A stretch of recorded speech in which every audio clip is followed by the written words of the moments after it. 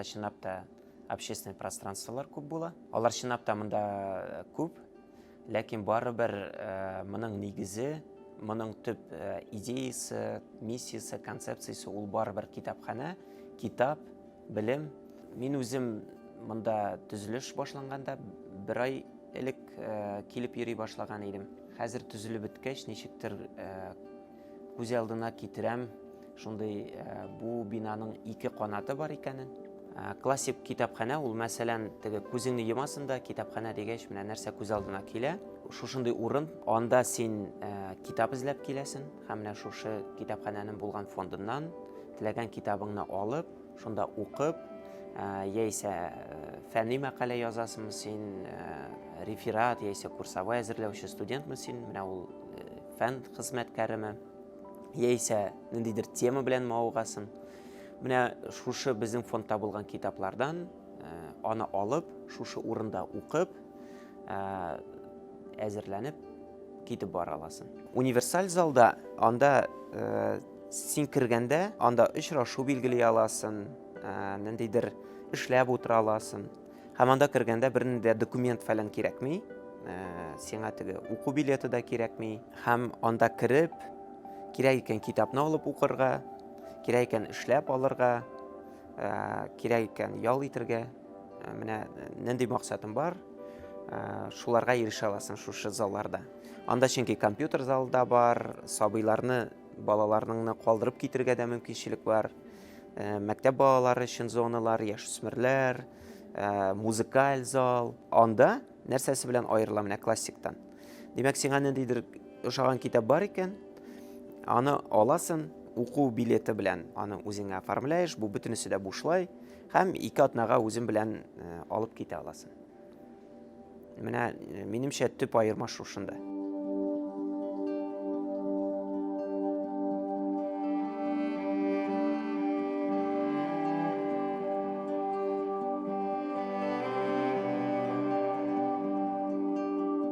Китапхананың фондлары бик зур, 3,5 миллион китап, һәм аларны сакларга кирәк. Монда бар зур хранилищелар, анда китап киштәләре, шундый тимердән, бер киштә 5 тоннага кадәр китап саклый ала. Монда 18 мең квадратный метр, демәк монда шундый ачык мәйданчыклардан кала.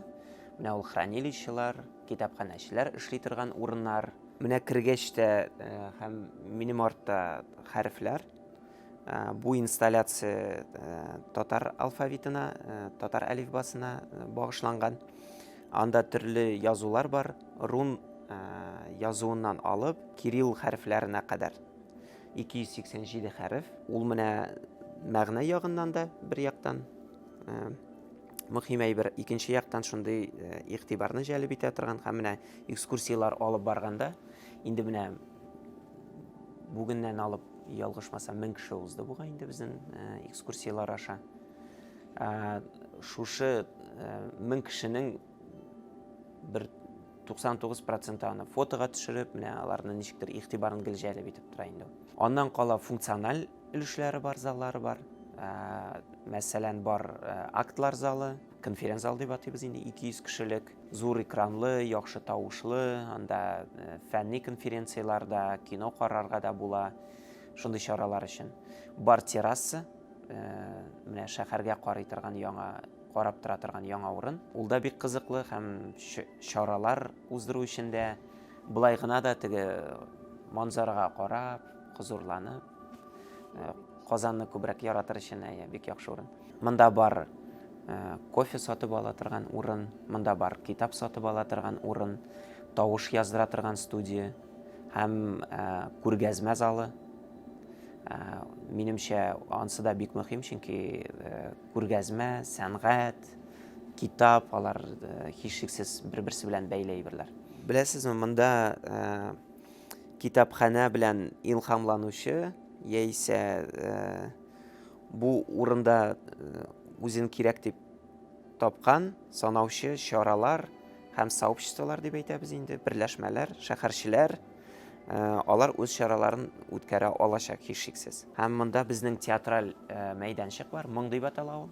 Һәм минемчә, ул иң зур, иң көчле резидент китапхананың. Угол деген театр бар, менімше менә бу шәһәрчеләр монда килгән, алар кайберәүләре шушы театрга йөргән, караган. Монда алар үз эш принципларын үзгәртеп эш итәчәкләр.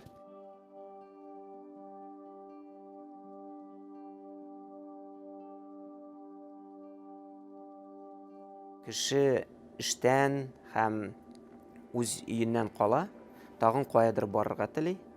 Һәм мәсәлән, без парклардан күрәбез, менә аеруча менә бу изоляция, самоизоляция вакытында кешеләр күпләп теге шундый иҗтимагый урыннарга йөри иделәр. Китапханә дә шундый кеше өчен укый торган урыннан кала, яши торган урыннан кала, бара торган урынга әйләнә. Минемчә, бу киресенчә китапханәгә файдага гына. Монда күңел ачу урыннары түгел ул, киресенчә шундый белем ала торган, белемне бит ул китап укып кына алып булмый, дөресен әйткәндә. Һәм менә мин монда килгән экскурсиягә кешеләрдән сорыйм, сезнең уку билетлары бармы, булганыгыз бармы китапханәдә? Мәсәлән, 20 кешенең анда 5-се кул күтәрә. Бик сирәгәндә яртысы кул күтәрә. Әйе, бездә бар дип. Әйе, булдык китапханәдә дип. Димәк, экскурсия белән генә дә без беркайчан да китапханәдә булмаган, яисә уку билеты булмаган кешеләрне монда җәлеп итә алдык. Инде монда аларга ниндидер мәгънәле чаралар, безнең фондлар белән таныштыру, китапханә эшенә ничектер җәлеп итү, ул инде безнең эш. Без күптән әйтеп килгән идек, менә шундый ачык мәйданчыклар кирәк безнең берләшмәләрнең үсүе өчен, үсеше өчен. Мәсәлән, анда рәссамнар мастерскойларында, остаханәләрендә ясыйлар. Аларның күрсәтер өчен урыннары юк диярлек. Менә кая аларны күрсәтә, ничек итеп киң аудиторияга күрсәтә ала. Алар андый урыннар аз. Чаралар уздыру урыннары да теге яңа мәдәният вәкилләре өчен. Алай әллә ни күп дип әйтмәс идем. Менә ул китап белән бәйләп, аны белем белән бәйләп, мондагы, минемчә, ул бик урынлы булачак. Монда һәр яклап ачык мәйдан, һәм ул безнең шундый фәлсәфәгә туры килгән чара икән, ул һичшиксез монда үз урынын табачак. Татар теллеле дә, рус теллесе дә, инглиз теллесе дә һәм башкалар. Татар телле берләшмәләр соң арада бик актив, һәм яңа мәдәният ул үсештә дип ышанасы килә минем. Ул ничектер шундый тере җаны бар аның. Һәм һичшиксез аларның чаралары, аларның проектлары монда үз урынын табачак.